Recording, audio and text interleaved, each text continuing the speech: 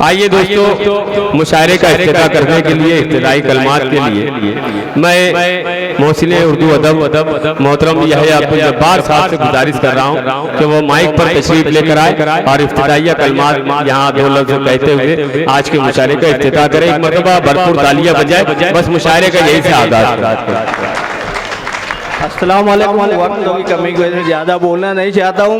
मैं अल्लाह रब्बुल इज़्ज़त का शुक्रिया अदा करता हूँ। उसके बाद आज के कन्वीनर मुशायरा अतीक पारा साहब, आज़ाद अनवर साहब और साजिद नैयर साहब का शुक्रगुजार हूँ कि उन्होंने इस खाकसार को आज के इस प्रोग्राम के इब्तिदा के काबिल समझा। मैं उनका शुक्रिया अदा करता हूँ और अतीक पारा साहब के इन 4 मिसरों से आज के प्रोग्राम का इब्तिदा करता हूँ।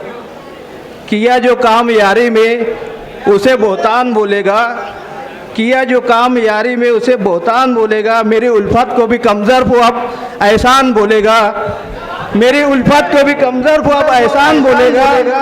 सजाई थी कभी महफिल जिसके लिए हमने, वही ऐसा फरामोश हमें नादान बोलेगा।